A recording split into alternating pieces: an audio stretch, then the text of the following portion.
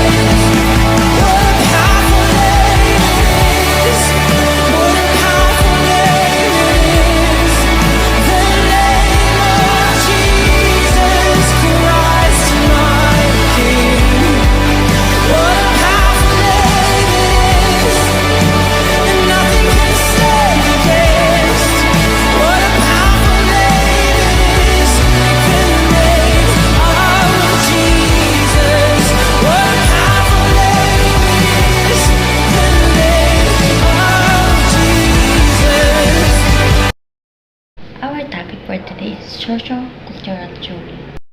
First, let's talk about Vygotsky. He was born in Russia in 1896. He learned in development to improve his own teaching. In his lifetime, he worked on language thought, psychology of arts, learning and development, and educating students with special needs. His idea about language, culture, and cognitive development have become a major influence in psychology and education today. It revolves a quotation, what a child can do in cooperation today, tomorrow, he or she will be able to do alone. Social interaction. This is a key theme of Vygotsky theory. Ang role nito is ang pinaka-importante sa cognitive development na naniniwala din si Vygotsky na ang isang individual ay hindi maunawaan without looking social and cultural context within which development happen. Social interaction is an exchange between two or more individuals and is a building block of society. It can occur between two, three, or even large group of people. By interacting with one another, people design rules, institution, and system within which they seek to live. Next, I will show you an example.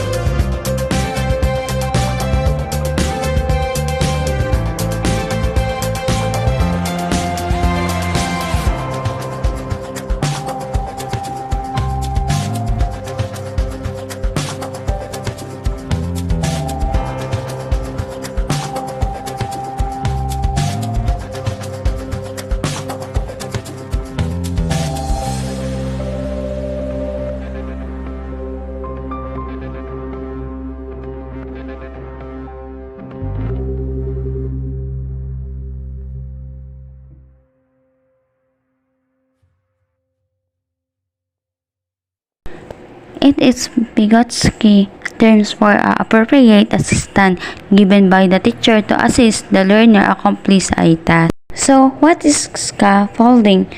Let's watch the video. You may have heard the term scaffolding as it applies to big building remodels and renovations.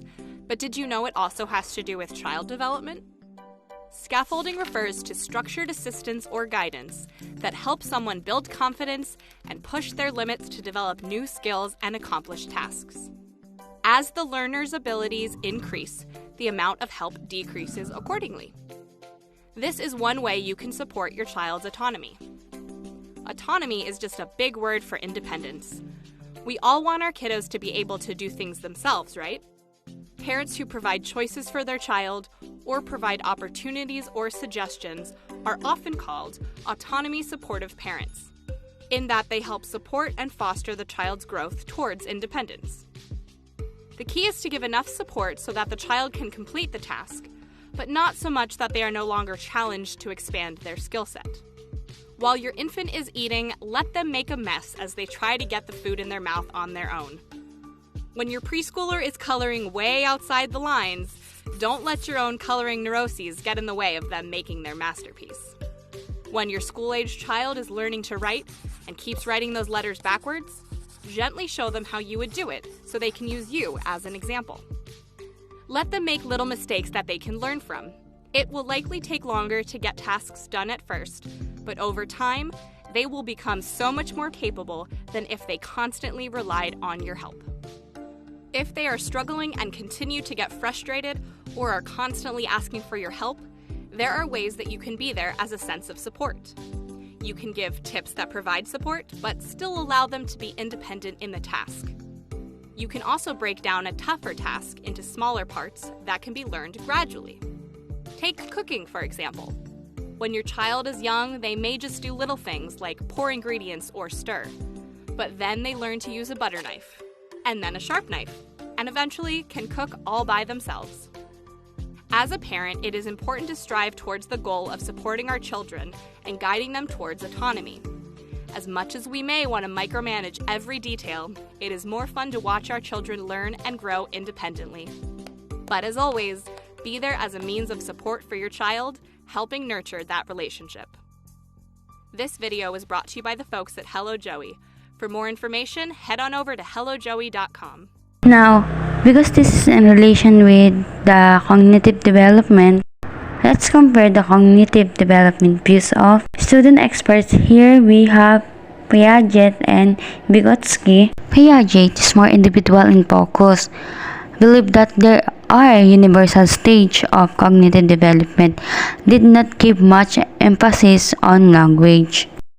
But Vygotsky, more social in focus, did not propose stage but emphasize on cultural factors in cognitive development, stress the role of language in cognitive development. Now, let's proceed of the three key themes of socio-cultural learning theories.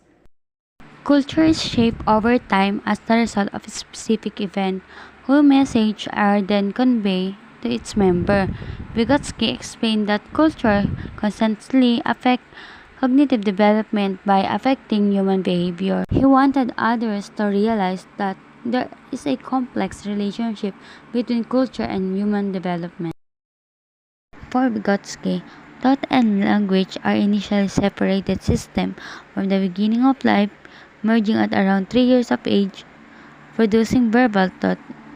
For Vygotsky, cognitive development results from an internalization of language.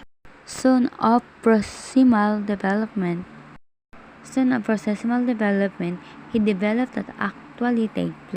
This is said when learners are asked to engage in problem-solving tasks under the supervision of an instructor. Their responses and capabilities are then compared to that of their peers. This assessment is based upon a spectrum, wherein what learners are capable of doing without any assistance is at one end of the spectrum, and what they can do while being assisted is at the others. In essence, does not allow an instructor to learn what a student is not yet capable of doing or has not yet learned, but can be taught with the proper instruction.